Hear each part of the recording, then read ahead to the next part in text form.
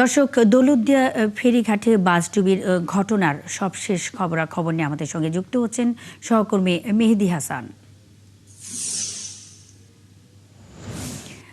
মেহেদী, আপনি আছেন সেখানে, সবশেষ কি খবর আছে আপনার কাছে? উদ্ধার অভিযান সমাপ্ত ঘোষণা করা হয়েছে কিনা?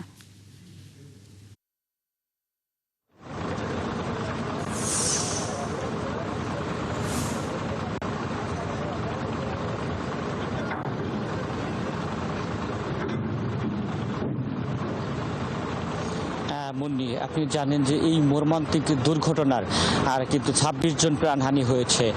আজকে চতুর্থ দিনের মতো উদ্ধার অভিযান কিন্তু চলছে। আজকে সকাল থেকেই কিন্তু উদ্ধারকারীরা ঘটনাস্থলে এসেছে। ঠিক বৈরী হওয়ার কারণে সকাল 10টা পর্যন্ত কিন্তু উদ্ধার কাজ তারা সেভাবে চালাতে পারেনি।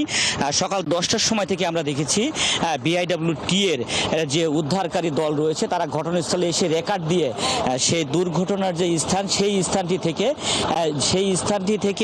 স্থানটি থেকে পল্টনগুলোকে সরানো হচ্ছে। পল্টনগুলোকে সরিয়ে নিচে কোনো মরদেহ আছে কিনা বা গুরুত্বপূর্ণ কোনো জিনিস আছে কিনা সেগুলোকে কিন্তু দেখার পরীক্ষা নিরীক্ষা করার কার্যক্রম চলমান আছে। আমরা আজকে সকালে এসে ফায়ার সার্ভিসের রাজবাড়ির যিনি কর্মকর্তা রয়েছেন সোহেল রানা, তার সাথে কথা বলেছি।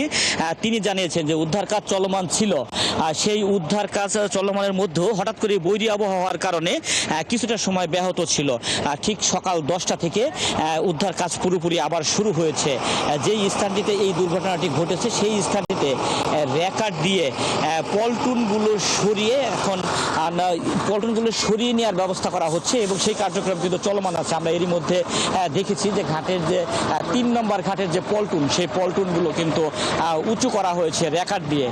এবং উদ্ধারকারী যারা রয়েছে, বাংলাদেশ নৌবাহিনীর যারা সদস্য রয়েছে, নেভির সদস্য, ফায়ার সার্ভিসের কর্মকর্তা রয়েছে, BIWT এর উদ্ধারকারী দল রয়েছে, তারা এই যে স্থানটিতে দুর্ঘটনাটি ঘটেছে 3 নম্বর ঘাটের, সেই ঘাটের পল্টনটিকে তারা সরিয়ে অন্যত্র স্থানান্তর করার চেষ্টা করছে এবং তারা দেখার চেষ্টা করছে আসলে সেখানে কোনো মরদেহ রয়েছে কিনা বা অন্য কোনো কিছু রয়েছে কিনা। এই উদ্ধার অভিযান শেষ না হওয়া পর্যন্ত আজকে দিনব্যাপী চলতে থাকবে বলে কিন্তু আমাদেরকে ফায়ার সার্ভিসের কর্মকর্তারা জানিয়েছে। মুন্নি।